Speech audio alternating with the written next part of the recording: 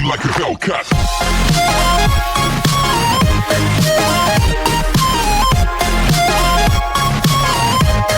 अभी तक हमने देखा कि वेंजो क्रिस और एमी को इतने क्लोज देखने के बाद बहुत बुरी तरह जेलस हुआ, इसलिए बाद में क्रिस को मारने की बहुत कोशिश करता है मगर मार नहीं पाता।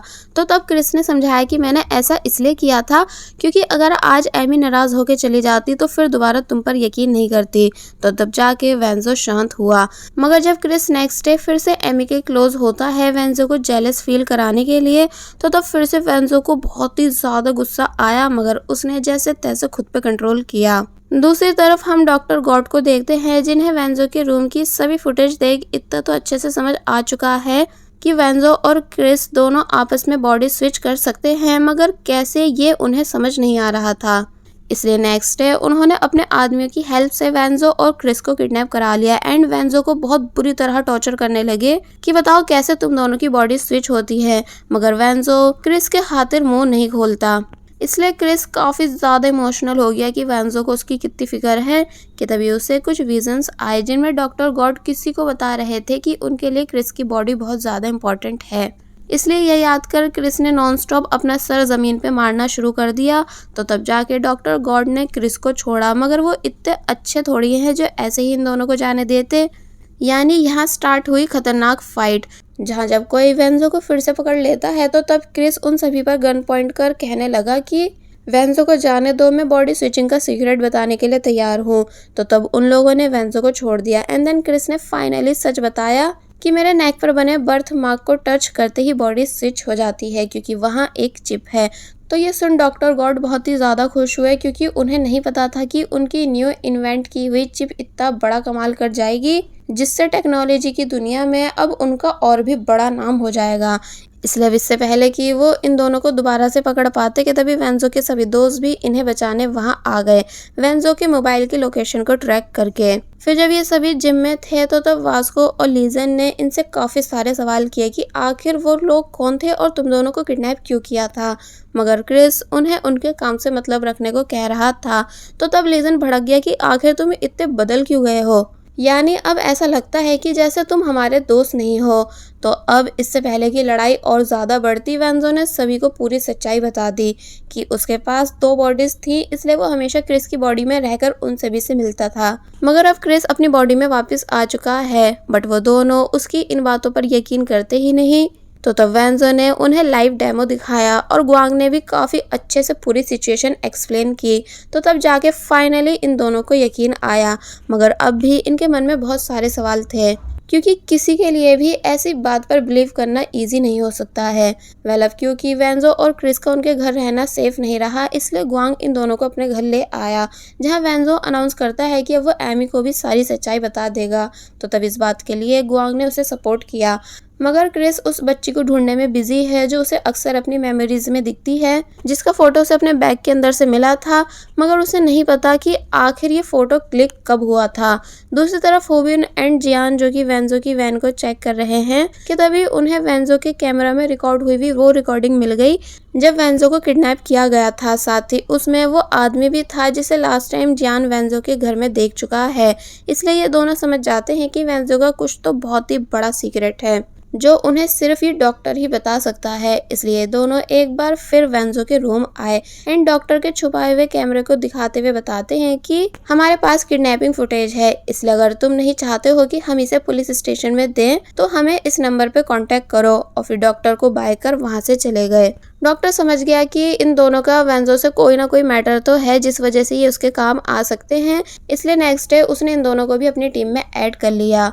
वेल अब नेक्स्ट डे वेंजो क्रिस की बॉडी यूज करके एमी से मिलने आया ताकि आज फाइनली उसे सारी सच्चाई बता सके। मगर अब इससे पहले कि वो उसे कुछ बता पाता कि तभी अपने सामने बनी एक बेकरी को देख वो काफी बुरी तरह शॉक रह गया क्योंकि उसे याद आ गया है कि ये तो वही फोटो वाली बेकरी है जिसकी तलाश क्रिस को है। इसलिए वो एमी को बेकरी के अंदर भेज कर बॉडी स्विच कर देता है, जहां अब क्रिस ने भी बेकरी देख ली, जिसे देखते ही उसे तेज सर दर्द हुआ एंड फाइनली उसको याद आ गया कि फोटो में जो लड़की है वो उसकी सगी छोटी बहन है जिसके साथ बचपन में वो अक्सर इस बेकरी पर आया करता था। मगर अब क्योंकि वो दोनों अनाथ थे इसलिए ऑर्फनेज में रहते थे, जहां एक दिन अमेरिकन पेरेंट्स उन दोनों को अडॉप्ट करके अपने साथ अमेरिका ले गए। इसलिए ये सब याद कर क्रिस बहुत बुरी तरह रोने लगा क्योंकि अब प्रेजेंट में उसको नहीं पता कि उसकी छोटी बहन कहाँ है। एमी क्रिस को रोता देख परेशान हुई, इसलिए पूछती भी है कि तुम क्यों रो रहे हो। तो तब वो बस यही बताता है कि मुझे याद आ चुका है कि मैं चाइना क्यों आया था, और बस फिर इतना बोल क्रिस वहां से चला गया और फिर अपनी पूरी जान लगा देता है हर उस क्लू को ढूंढने में जिससे उसे पता चल सके कि उसकी बहन कहाँ है। मगर क्रिस के हाथ कुछ भी नहीं लगा कि तभी उसे रियलाइज हुआ कि डॉक्टर गॉड का आदमी उसका पीछा कर रहा है। इसलिए वो उस आदमी को पकड़ डॉक्टर गॉड के लैब आ गया क्योंकि अब सिर्फ यहीं से उसे अपनी सिस्टर की इन्फॉर्मेशन मिल सकती है। मगर जब वो चुपके से इन्फॉर्मेशन चेक कर ही रहा था कि तभी किसी ने उसे नीडल मारी जिस वजह से वो बेहोश हो गया। अब नेक्स्ट सीन में दिखाया गया कि क्रिस की बॉडी पर कुछ ट्रीटमेंट्स चल रहे हैं जो कि डॉक्टर गॉड करवा रहे थे कि तभी उनको पता चला कि क्रिस की बॉडी में कोई बड़ी प्रॉब्लम है जो कि वेंजो के साथ बॉडी स्विच करने की वजह से आ रही है। इसलिए वो समझ जाते हैं कि अगर उनको अपना काम पूरा करना है तो वेंजो को जान से मारना ही होगा, तभी उसकी आत्मा क्रिस की बॉडी में घुसना बंद करेगी, वरना उनको पूरे 2 बिलियन वॉन का नुकसान होगा। क्रिस जो कि होश में आ चुका था इसलिए नॉनस्टॉप डॉक्टर से अपनी बहन के बारे में पूछने लगा, मगर वो उसे कुछ नहीं बताते कि तभी उनको अपने क्लाइंट की कॉल आई जो कि क्रिस से मिलना चाहता है, जिस बात के लिए डॉक्टर मान गए।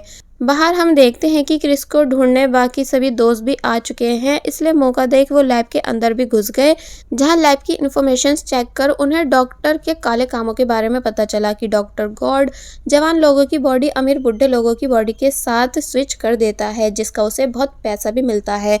यहाँ तक कि वो काफ़ी लोगों को ऑलरेडी ऑपरेशन कर भी चुके हैं कि तभी इन्हें क्रिस की भी फाइल मिली जिसकी बॉडी मिस्टर लू नाम के बिग बिजनेसमैन के साथ एक्सचेंज की जानी है। और वहीं दूसरी तरफ डॉक्टर गॉड फाइनली क्रिस की बॉडी को मिस्टर लू को दिखाने ले आए, तो तब मिस्टर लू बहुत ज़्यादा खुश हुए कि वो बहुत जल्द ऐसे हैंडसम और जवान बॉडी में आने वाले हैं। इसलिए क्रिस को नए नए काफ़ी सारे कपड़े पहनाकर देखते हैं और बोलते हैं कि जल्द से जल्द सर्जरी की तैयारी कराओ क्योंकि अब मैं और इंतज़ार नहीं कर सकता, जिस बात के लिए डॉक्टर गॉड मान गए और क्रिस को वहां से ले गए। लैब पहुंचते ही पता चला कि फाइट स्टार्ट हो चुकी है जो कि वास्को और लीजन कर रहे थे डॉक्टर गॉड के आदमियों से।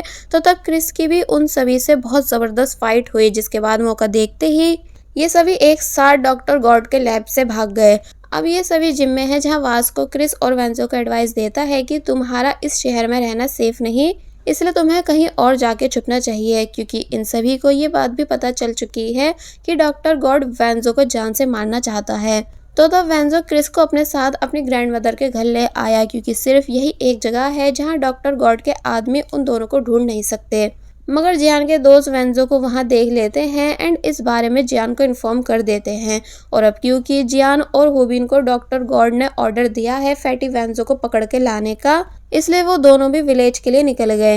नेक्स्ट सीन में हम देखते हैं कि एमी भी वेंजो की फिक्र में विलेज आ चुकी है क्योंकि वो कंफ्यूज थी कि आखिर वेंजो उसे बिना बताए यहाँ क्यों आया, यानी क्या उसकी लाइफ में सब ठीक चल रहा है। तो तब क्रिस ने उसको यकीन दिलाया कि हाँ सब ठीक है, तुम फिक्र मत करो। एमी डरते डरते क्रिस का हाथ पकड़ लेती है, तो तब क्रिस क्या करता यानी उसने भी एमी का हाथ पकड़ लिया। मगर ये सब देख वेंजो जो कि पीछे चल रहा था फिर से बहुत ही ज्यादा बुरी तरह जेलस होने लगा, इसलिए जोर जोर से खांसता है। तो तब एमी उसके पास आ गई और उसे अपने साथ वापस घर ले जाने लगी। तो तब ये सीन देख क्रिस स्माइल करता है क्योंकि उसे पता है कि वेंजो को खांसी क्यों आई थी। मगर तभी डॉक्टर गॉड क्रिस को उसकी बहन की आवाज़ सुनाते हैं जो कह रही थी कि भाई प्लीज़ मुझे आकर बचा लो, मुझे बहुत डर लग रहा है। तो ये सुन क्रिस घबरा गया एंड डॉक्टर गॉड कहते हैं कि अगर तुम चाहते हो कि तुम्हारी बहन जिंदा रहे तो जल्द से जल्द लैब वापस आ जाओ। तो तब क्रिस बिना किसी को बताए वहां से जाने लगा, मगर सिग्नल पर उसे होबिन की वैन दिखी जिसके अंदर जियान है, इसलिए वो समझ जाता है कि ये लोग वेंजो के लिए आए हैं। मगर अब क्योंकि क्रिस के लिए वेंजो से ज्यादा उसकी बहन इंपॉर्टेंट है, इसलिए वो वहां से चला गया एंड वेंजो के दोस्तों को इस बारे में कॉल कर बता देता है कि वो सभी भी विलेज आ जाएं क्योंकि यहाँ भी वेंजो सेफ नहीं एंड मैं अपनी बहन के पास जा रहा हूँ उसे बचाने। तो तब ये सभी दोस्त विलेज के लिए निकल गए। दूसरी तरफ वेंजो जो कि अकेले था कि तभी उसे जियान ने पकड़ लिया, मगर यहाँ एक मैजिक हुआ कि फर्स्ट टाइम वेंजो ने जियान से फाइट करने की कोशिश की क्योंकि उसको फाइट के कुछ लेसन लीजन और वास्को ने सिखाए थे। इसलिए वेंजो ये सब कर काफी ज्यादा खुश हो ही रहा था, मगर पीछे से होबिन उस पर अटैक करके उसको बेहोश कर देता है। जिसके बाद ये दोनों वेंजो को अपने साथ वेयर हाउस ले आए एंड डॉक्टर गॉड के आदमियों के आने का इंतजार करने लगे ताकि वो वेंजो को उन्हें सौंप दें। मगर तभी वेंजो को होश आया, जो कि देख लेता है कि सुपरस्टार होबिन भी जियान के साथ मिला हुआ है। मगर जियान फिर से वेंजो को बेहोश कर देता है। दूसरी तरफ क्रिस को वेंजो की फिक्र हो रही थी, इसलिए उसने नेक टच कर बॉडी स्विच कर दी। यानी अब क्रिस की बॉडी में वेंजो आ चुका है, जो कि बहुत डरा हुआ था। इसलिए जल्दी से ड्राइवर को बस रोकने के लिए बोलने लगा, मगर अब बस रुक नहीं सकती थी। इसलिए वेंजो ने सारी बात मैसेज पर टाइप कर दी एंड फिर से बॉडी स्विच कर ली। तो अब क्रिस, जो कि वापस आ चुका है, उसको मैसेज देख वेंजो की लोकेशन का पता चल जाता है। मगर अब क्योंकि लोकेशन में वेयर हाउस लिखा था, तो तब क्रिस समझ गया कि मैटर ज्यादा बड़ा है। इसलिए वो बस से उतर कर वेंजो के दोस्तों के साथ बैठ गया। गुआंग सारी बात पूछने लगा, तो तब क्रिस ने बताया कि जियान वेंजो को वेयर हाउस लेकर गया है, जबकि वो उसे कहीं भी मार सकता था। बट वेयर हाउस लेकर जाने का मतलब वो डॉक्टर गॉड के साथ मिला हुआ है। तो तब ये बात सुन सभी लोग परेशान होने लगे, क्योंकि सभी को अच्छे से पता है कि डॉक्टर गॉड वेंजो के साथ क्या करना चाहते हैं। दूसरी तरफ डॉक्टर गॉड के आदमी, जो कि वेयर हाउस पहुंच चुके हैं, इसलिए उन्होंने उस पूरी जगह को जलाना शुरू कर दिया। जहां इसी बीच वेंजो को भी होश आ जाता है, जो कि ये सब होते हुए देख लेता है एंड काफी ज्यादा बुरी तरह डरने लगा। दूसरी तरफ गुआंग को वेंजो की काफी ज्यादा फिक्र हो रही थी, इसलिए वो क्रिस से रिक्वेस्ट करता है कि तुम प्लीज एक बार बॉडी स्विच कर दो ताकि मैं वेंजो से बात कर पाऊं। तो तब क्रिस ने बिना बहस करे बॉडी स्विच कर दी। जहां जब जैसी वेंजो आया, तो तब वो बेचारा बहुत बुरी तरह डरा हुआ था, जिसकी ऐसी कंडीशन देख बाकी सब भी डर गए। वेंजो बताता है कि वो लोग उसे जला रहे हैं, इसलिए शायद अब तक तो उसकी रियल बॉडी जल भी चुकी होगी। तो तब ये बात सुन सभी लोग और ज्यादा परेशान होने लगे एंड अब क्योंकि सवाल वेंजो की जिंदगी का है, इसलिए गुआंग वेंजो को उसकी बॉडी में जाने से मना करने लगा, जिस बात का सपोर्ट वास्को और लीजेन भी कर रहे थे। वैसे तो ये बात उन्हें भी पता है कि ऐसा करना क्रिस को धोखा देना होगा, मगर जब बात अपनों की आती है तो तब कुछ भी दिखाई नहीं देता। और वैसे भी इन सभी के लिए क्रिस से ज़्यादा वेंजो इम्पोर्टेंट है। मगर तभी एक बार फिर डॉक्टर गॉड की कॉल आई, जो कि कह रहे थे कि अगर क्रिस नहीं आया तो वो उसकी बहन को मार देंगे। तो अब वेंजो क्रिस की बहन को मरने थोड़ी ना दे सकता है और ना ही क्रिस को धोखा दे सकता है, इसलिए उसने डायरेक्ट बॉडी स्विच कर दी, जिसके ऐसा करने से सभी लोग शॉक में थे। क्रिस अपनी बॉडी में वापस आ गया, जिसे गुआंग ने पूरी बात बताई कि वेयर हाउस में वेंजो को जलाया जा रहा है। तो तब क्रिस भी वेंजो के लिए बहुत ही ज़्यादा परेशान हुआ। दूसरी तरफ वेंजो हार मान चुका था कि अब वो नहीं बच पाएगा, यानी अब सारी उम्मीद ख़त्म हो चुकी है। इसलिए वो उन सभी अच्छी मेमोरीज को याद करने लगा जो जो उसने अपने दोस्तों के साथ स्पेंड की है। मगर तभी फाइनली ये सभी लोग वेयर हाउस के बाहर पहुंच गए, जहां एकदम ही काफ़ी बड़ा ब्लास्ट हुआ। इसलिए क्रिस डायरेक्ट अंदर चला जाता है और अंदर आकर वेंजो को हर जगह ढूंढने लगा। लीजन और वास्को भी उसके पीछे पीछे गए, मगर सेक्रेटरी गुआंग को अंदर जाने नहीं देते। फाइनली ये तीनों अपने साथ वेंजो को बाहर ले आए, मगर उसकी कंडीशन बिल्कुल ठीक नहीं थी। यानी वेंजो कोमा में चला गया एंड बताया जा रहा था कि अब उसका बचना मुश्किल है। इसलिए ये सभी हॉस्पिटल आ जाते हैं। ग्रैंड मदर एंड एमी भी वहां आ गई, जहां सबसे ज़्यादा बेचारी ग्रैंड मदर का बुरा हाल था कि आखिर उनके वेंजो को क्या हुआ। इसलिए उनकी ऐसी कंडीशन देख बाकी सब और भी ज़्यादा इमोशनल होने लगे। ग्रैंड मदर और एमी अंदर चली गई, मगर क्रिस को वेंजो पर गुस्सा आ रहा था कि आखिर उसकी जान खतरे में थी तो उसने बॉडी स्विच क्यों की। तो तब क्रिस की ऐसी बात सुन लीजन ने उसका कॉलर पकड़ लिया कि तुम आखिर ऐसा कह कैसे सकते हो।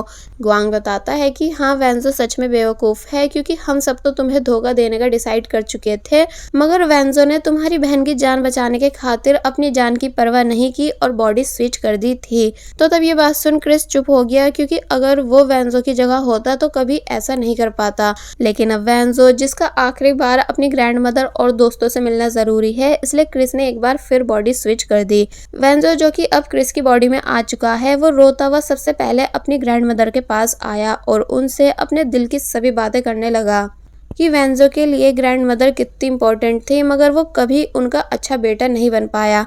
तो तब ग्रैंड मदर बताती हैं कि उनकी लाइफ का सबसे बेस्ट दिन वो था जब वेंजो उनकी लाइफ में आया था, इसलिए वो हर जन्म वेंजो को ही अपना ग्रैंडसन बनाना चाहती हैं। यानी सिचुएशन और ज़्यादा इमोशनल होने लगी और बस फिर इसी के साथ पार्ट 8 यहीं पर एंड हो जाता है। There was a time when you had me falling to the ground.